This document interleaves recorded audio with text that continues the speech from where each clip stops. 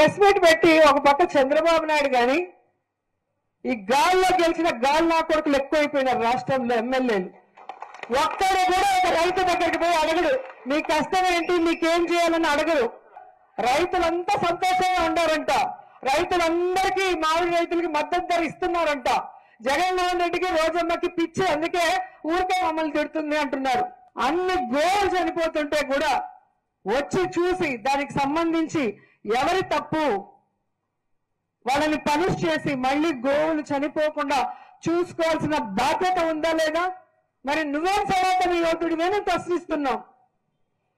అలాగే శ్రీకూర్మంలో తాబేళ్లు మహావిష్ణువుతో సమానం, అవి చనిపోతుంటే అక్కడికైనా వెళ్ళావా అంటే అక్కడికి వెళ్ళావు. కానీ తమిళనాడుకి వెళ్తాడు. తమిళనాడుకి వెళ్ళి నేను తమిళనాడులో పుట్టా, తమిళనాడులో పెరిగినా.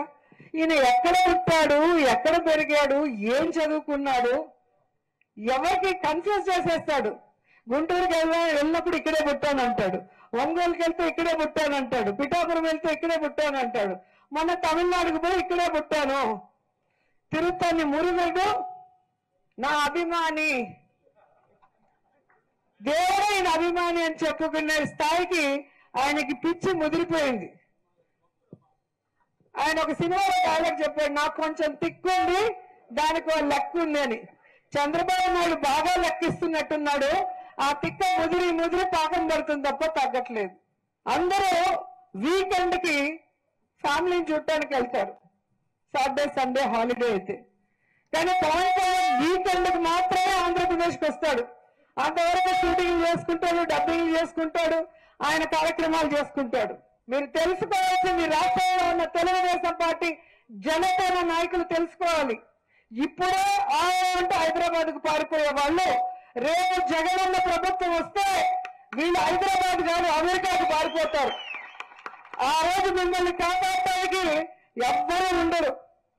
వీళ్ళని నమ్మకం ఈ రోజు కనుక వైఎస్ఆర్ కాంగ్రెస్ పార్టీ వాళ్ళని మీరు టార్చర్ పెట్టినా, కేసులు పెట్టించినా, కొట్టినా దానికి 100 రెట్లు మీకు వడ్డీతో కూడా తిరిగి ఇచ్చేస్తామని కూడా ఈ సందర్భంగా తెలియజేసుకుంటారు. ఈరోజు ప్రెస్ మీట్ పెట్టి ఒక పక్క చంద్రబాబు నాయుడు గాని ఈ గాల్లో గెలిచిన గాలి నా కొడుకులు ఎక్కువైపోయినారు రాష్ట్రంలో ఎమ్మెల్యేలు. ఒక్కడు కూడా ఒక రైతు దగ్గరికి పోయి అడగడు, నీ కష్టం ఏంటి, నీకేం చేయాలని అడగరు. రైతులంతా సంతోషంగా ఉండారంట. రైతులందరికీ మామిడి రైతులకి మద్దతు ధర ఇస్తున్నారంట. జగన్మోహన్ రెడ్డికి రోజమ్మకి పిచ్చి, అందుకే ఊరికే మమ్మల్ని తిడుతుంది అంటున్నారు. అన్ని గోలు చనిపోతుంటే కూడా వచ్చి చూసి దానికి సంబంధించి ఎవరి తప్పు వాళ్ళని పనిష్ చేసి మళ్ళీ గోవులు చనిపోకుండా చూసుకోవాల్సిన బాధ్యత ఉందా లేదా? మరి నువ్వేం సనాతన యోధుడివే నేను ప్రశ్నిస్తున్నాం. అలాగే శ్రీకూర్మంలో తాబేళ్లు మహావిష్ణువుతో సమానం, అవి చనిపోతుంటే అక్కడికైనా వెళ్ళావా అంటే అక్కడికి వెళ్ళావు. కానీ తమిళనాడుకి వెళ్తాడు. తమిళనాడుకి వెళ్ళి మీకు తెలుసు కదా, రౌడీజానికి, గుండాలకి, గుండాగర్దీలకి బయటపడితే మన రాజకీయాలకు వస్తాం. కేసులు పెడతాం, వస్తే 29లో మేము అంతు చూస్తామంటే మీరు రావాలి కదా. మీరు ఎలా వస్తారో మేము చూస్తాం. నాకు వారి మీద, వైసీపీ నాయకుల మీద ఈరోజు చెప్తున్నాను, మొదటి నుంచి చెప్తున్నాను, వ్యక్తిగతంగా నాకు ఎవరి మీద కక్ష ఉండదు. మనస్ఫూర్తిగా నా గుండెల మీద ఆత్మసాక్షిగా చెప్తా, నాకు ఎవరి మీద కోపం ఉండదు. మీరు కనుక భయభ్రాంతుల్ని క్రియేట్ చేస్తే దాన్ని ఎదుర్కొనే కదా ఇక్కడ దాకా వచ్చాం. మీకు 151 సీట్లు వచ్చినప్పుడు కదా, నేను 2 చోట్ల ఓడిపోయినప్పుడు కదా మేము ఎదుర్కొని బలంగా నిలబడింది. అంటే గుండెల్లో ఎంత దమ్ము ఉండాలి, రక్తంలో ఎంత వేడి ఉండాలి మీలాంటి వాళ్ళు తట్టుకోవాలంటే.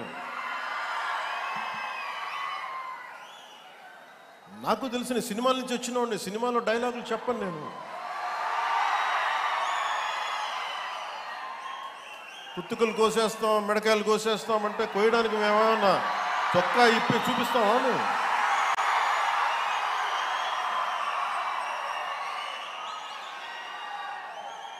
నేను సినిమాలో డైలాగులు చెప్పడానికి కూడా ఇబ్బంది పడతాను. సింహం గడ్డం గీసుకుంది, మేము గడ్డం గీసుకోలేదు. ఇది సరదాగా ఉంటాయి మిమ్మల్ని చీరప్ చేయడానికో సరదాగా చేయడానికి. నిజంగా గడ్డం గీసుకుంటే ఎంత దరిద్రంగా ఉంటుంది చూడండి, ఆలోచించండి. స్నానం చేయకుండా మట్టి కొట్టుకుంటా అంటే ఇవన్నీ ఏంటంటే సినిమాల్లో చెప్పిన డైలాగులు. అవి ఎందుకు చెప్తున్నానంటే సందర్భానుసారంగా చెప్తున్నాను.